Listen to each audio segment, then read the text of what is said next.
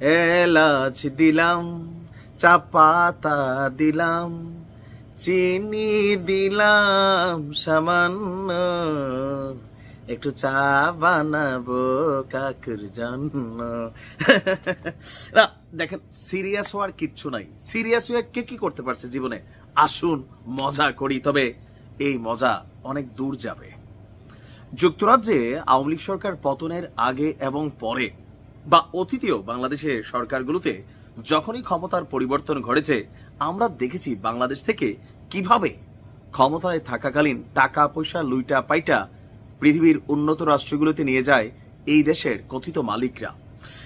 তো আপনারা জানেন যে আজকে আমাদের প্রধান উপদেষ্টা ডক্টর মোহাম্মদ ইউনূস তিনি যুক্তরাজ্য সফরে যাচ্ছেন। যাবার ঠিক আগ মুহূর্তেই বের হয়ে এসেছে চাঞ্চল্যকর কিছু তথ্য। অলরেডি টিউলিপ কিছুটা টেনশনে আছেন, ডক্টর ইউনূসকে চায়ের দাওয়াত দিয়েছেন যদি বিষয়টার একটা সমাধান করা যায়। কিন্তু বাকিদের কি ব্যবস্থা হবে?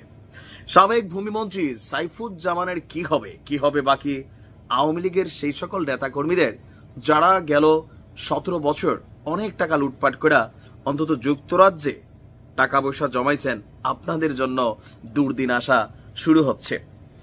পাচার হওয়া অর্থ বাংলাদেশে ফিরিয়ে আনতেই যুক্তরাজ্য এবং ইউরোপ সফরে যাচ্ছেন আমাদের প্রধান উপদেষ্টা। দর্শক, আমাদের অন্তর্বর্তী সরকারের প্রধান উপদেষ্টা আজকে যখন ঢাকা ত্যাগ করবেন, তো মূল এজেন্ডাটা কি এই সফরের? আমরা দেখলাম যে এই সফরের মূল এজেন্ডা হিসেবে থাকছে যুক্তরাজ্যে পাচার হয়ে যাওয়া বাংলাদেশের যে টাকা পয়সা সেগুলোকে ফিরিয়ে আনা। বিষয়টি সর্বোচ্চ গুরুত্ব পাচ্ছে বলে আমাদের নিশ্চিত করেছে পররাষ্ট্র মন্ত্রণালয়। আর কেউ কেউ বলছেন যে একটি নির্বাচিত সরকার গঠনের আগে এমন কূটনৈতিক সফরের কার্যকারিতা সীমিত হতে পারে। এখানে আমাদের সরকারের পক্ষ থেকে বলা হয়েছে যে যেহেতু দায়িত্ব গ্রহণের পর এটা এই প্রথম তার ইউরোপ সফর, এই সফরে যুক্তরাজ্যের প্রধানমন্ত্রী রাজা চার্লস সহ অন্যান্য গুরুত্বপূর্ণ বিভিন্ন প্রতিষ্ঠান এবং ব্যক্তিদের সাথে বৈঠকে মিলিত হবেন ডক্টর মোহাম্মদ ইউনূস। আর সেই বৈঠকগুলোর মধ্যে অগ্রাধিকার ভিত্তিক আলোচনা হচ্ছে যে টাকা পয়সা বাংলাদেশ থেকে বের হয়ে গেছে সেগুলোকে ফিরিয়ে আনা। তবে কেউ কেউ বলছেন যে একটা অনির্বাচিত সরকার কতটুকু এই ক্ষেত্রে আবার সফল হবে। আর আমরা যদি দেখি আপনার ইতিহাস থেকে আমরা আসলে কি শিক্ষণীয় আছে, ইতিহাস থেকে শিক্ষণীয় হচ্ছে বাংলাদেশ থেকে যখন টাকা পয়সা বের হয়ে যায় এই টাকা পয়সাটাকে ফেরত আনা অনেক কষ্টকর হয়। আবার ধরেন সরকার পরিবর্তনের পর আমরা যেই অঙ্কগুলো শুনি, যেমন আওয়ামী লীগ ক্ষমতায় থাকতে আমরা প্রতিনিয়ত শুনতাম যে জনাব তারেক রহমান বাংলাদেশ থেকে লাকিজ ভৈরা তারপর আরাফাত রহমান কোকো তিনি জীবিত থাকাকালীন অনেক টাকা তারা সিঙ্গাপুরে যুক্তরাজ্যে পাচার করে দিয়েছেন।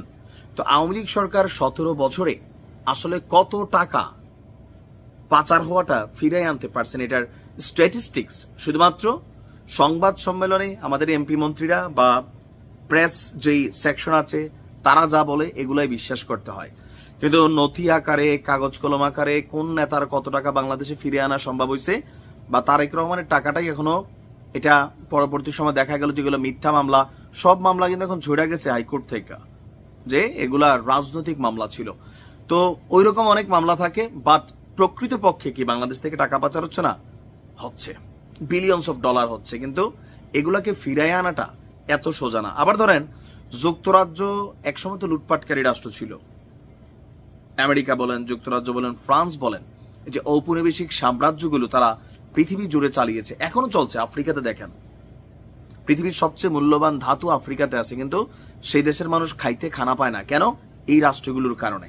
তো এই রাষ্ট্রগুলোতে নিয়ে যারা টাকা পয়সা লগ্নে ইনভেস্ট করছে, যারা বিলিয়ন ডলার না মিলিয়ন ডলার ইনভেস্ট করলে সিটিজেন দিয়ে দেয়, সেই দেশগুলো আবার এত সহজেই এই টাকাগুলো বাংলাদেশে ফেরত দিবে এইটা আবার আমার মনে হয় না। তবে কিছু কিছু টার্গেটেড ব্যক্তিবর্গ যারা আছেন তাদের কিছু টাকা হলেও ফেরত আসবে বলে দাবি করা হচ্ছে সরকারের পক্ষ থেকে।